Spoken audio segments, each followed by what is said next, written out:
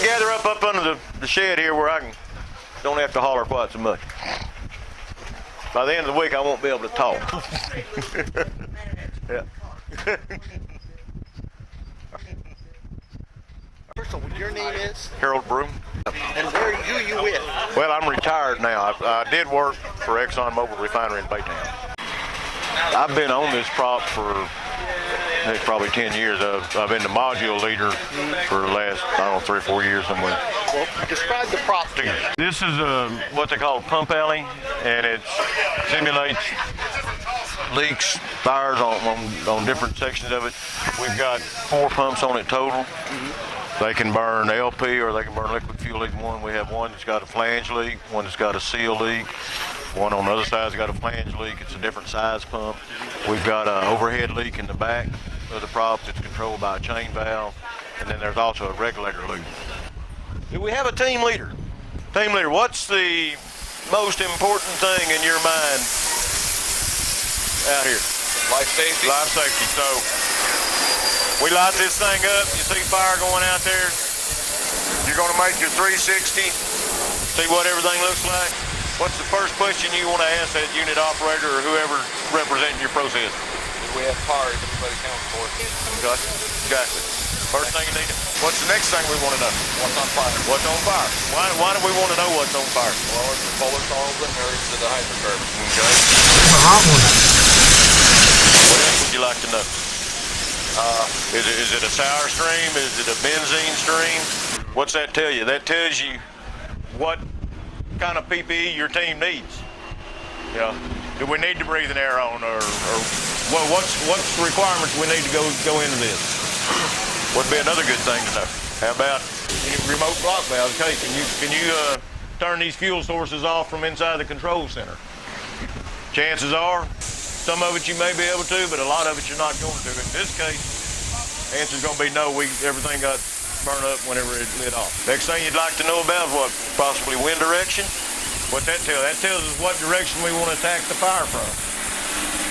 You know, you don't want to go into it from the downwind side. Might be more fun that way, but you don't want to go into it that way. Okay. So that tells you which direction we're going to attack it from. Is that foam? Huh? Is that the foam one? I don't think so. The 95. Look at terrain. We hadn't talked about terrain. You know, do you want to attack it from the downhill side, working your way uphill, especially if you got a bunch of liquid fuel? No, you probably want to start on the uphill side. Okay. The other thing that they talk about in the test stuff is scene lighting. Is that adequate? Well, yeah, it's a bright sunny day, it's adequate. No, they got the foam nozzle. Is that the right one? Foam nozzle right there. That's the standard nozzle. That's the heat. Yeah. So we've got life safety, we've got what's burning, we've got remotes, we've got lighting. You got the wrong nozzle on there. I do? Yeah, he just told me. You got to switch that out with the one I had. Yeah. Next thing we need to start talking about is, okay, what's going to be our attack plan? Here, we're going to use 4 hose lines. One of them will be a foam line. The other 3 will be water lines. What kind of nozzles are we going to use? We're going to use combination turbojet nozzles on them. On this particular prop, we don't have a big pool, like a big spill area to need the JSN, the foam nozzle. I would suggest using your combination nozzle with your inline bypass duct. That way, you can go back and forth. How are we connected to foam?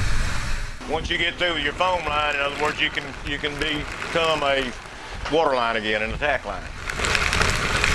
Which line they got foam on? Foam is supposed to be over there. Yeah, that's what I thought. We're line 2. We're line 2. Foam over there. Yeah. So that's, hey, just switch it back there. If you choose to use that JSN nozzle, what do you need to take with you along with that line? Another water line. That particular nozzle does nothing but make foam. It doesn't have any reach. It doesn't do any cooling. All it does is make foam. So if you start getting a bunch of fire coming behind you, you need something to protect those guys on that line with it. Okay? On these lines, this particular prompt, most of your foam need is going to be on that right-hand side over there. There's a curve there. All your water runs down against that. All your liquid fuel banks up there. That's where you're going to have your spill fire at. So try to position that foam line down towards that end. I know the little can where you can flush your eductor and your line out is on this end, but then you've got to move everything around. If you want to hook up down here and take that line at this position and move it down there, I'm gonna get go. That's okay. You can do that too. With it. Your fixed monitors. What's the first thing we can do as far as a defensive mode, scene size up and everything else, those fixed monitors? We can get some cooling going. You know, you can start cooling all the equipment with it while you're deploying your lines. So you want to get those going as quick as you can. Once you make that assignment and everybody gets suited up and ready to go out, go ahead and put those guys on your monitors and let them start doing some cooling with it. Okay. First thing we put out, probably going to be one of the first things we turn off as well. Y'all's units I'm not sure about, but where I came from, our drainage wasn't real good. You start getting 4 or 5 unit monitors going, and then we start flowing water from trucks, and the time we drag a ground monitor out, everything around there is flooded. Everything starts pushing fuel up. You got furnaces in unit. That fuel starts gathering up under your furnaces. They hadn't shut the furnaces off. That wasn't part of the scenario. Now you've got an ignition source for all that fuel, so it could add to your issues. So try to take those fixed monitors out as quick as practically possible. Okay. Don't release those guys from them and say, hey, forget about them, we're not going to use them anymore, because you may need them again. But release them, get them shut down, and then they could help you kink with hose lines and stuff like that. All right, step.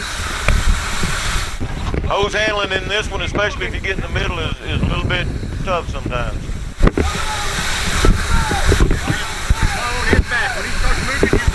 Ready? Go. All right, step. Step. If you don't keep that hose in a straight line, it really throws the nozzleman in a bind. It makes it hard to handle. So try to keep that line as straight as you can. Everybody get in a straight line with it. Hose nozzleman, if you need more hose, holler at them, tell them. It's going to be hard to hear. If they don't hear you the first time, holler a little louder till you get what you need. I heard you say, hey, I'm fixing to have to do something different. I can't hold it any longer. And where y'all were at, that wasn't too bad, but what if you'd been up there fixing to make that valve close? But what we got to do, if you see you're going to have to do something different, back up and regroup. There's nothing wrong with it. You can get down there and grab another gear, and till you get through, you see it's not going to be with just another few seconds or a minute or two, and you can do it. That's okay too. But don't be afraid to back up and say, hey, we need to regroup. What does it teach them in general? Hose handling, Hose handling? communication, capture and control, how to go up to a fire, how to push the fire away from them where they can get to the valve to close it, where to position your hoses. What's the most frequent thing that they do wrong the first time they do it? First time we do it, most of us do it is hose handling. They don't have a whole lot of experience with hose handling. They stumble, or not stumble, but they struggle. A lot of the guys who've had it's their company, their job assignment is you're now on a fire team. May not want to be here. Mandatory? It's mandatory. It's part of their job. And a lot of it just the first time they've ever been in it. So it's like anything else. You don't wake up being a star football player.